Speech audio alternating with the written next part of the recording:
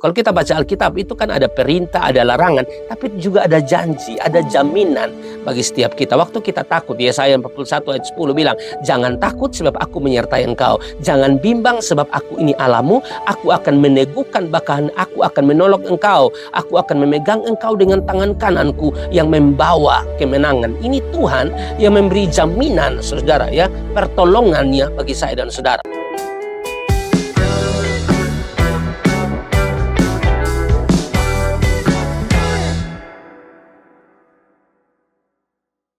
Bagaimana dengan kita yang dilanda ketakutan dan kecemasan?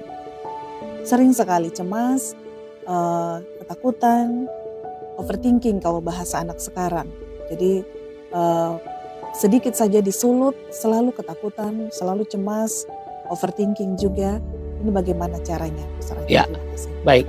Terima kasih untuk pertanyaan yang sangat jujur, ya. Menurut saya ini jujur sekali bahwa Anda ini takut, khawatir, ini dan itu. Saya tidak tahu apa penyebabnya, saudara. Tapi begini, ya, kalau kita kembali kepada kitab suci, maka kitab suci mengajarkan kita bahwa hanya dekat Allah saja aku tenang. Mazmur 62, ya, Daud mengatakan seperti itu. Mazmur 62 ayat yang kedua, hanya dekat Allah saja aku tenang. Artinya kalau kita menjauh dari Allah, saudara, menjauh dari Tuhan, kita tidak mungkin bisa mengalami ketenangan itu. Jadi ketenangan itu sangat berkaitan dengan Anda dekat dengan Tuhan atau tidak. Yang paling pertama ini, terima Dia sebagai Tuhan dan Juru Selamat dan selalu melekat pada Dia. Saya percaya, saudara, ya, Tuhan berikan ketenangan bagi Anda, penghiburan yang sejati bagi Anda, ya.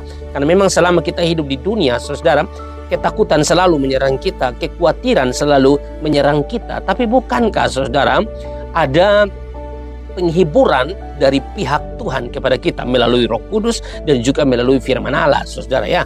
Baca firman. Maka saya berharap baca firman, ya, di dalam kehidupan kita supaya kita bisa mendapatkan kekuatan, ya, dari firman Tuhan. Kalau kita baca Alkitab itu kan ada perintah, ada larangan, tapi juga ada janji, ada jaminan bagi setiap kita. Waktu kita takut, Yesaya 41 ayat 10 bilang, jangan takut sebab aku menyertai engkau. Jangan bimbang sebab aku ini Allahmu. Aku akan meneguhkan, bahkan aku akan menolong engkau. Aku akan memegang engkau dengan tangan kananku yang membawa kemenangan. Ini Tuhan yang memberi jaminan, saudara, ya, pertolongannya bagi saya dan saudara, ya.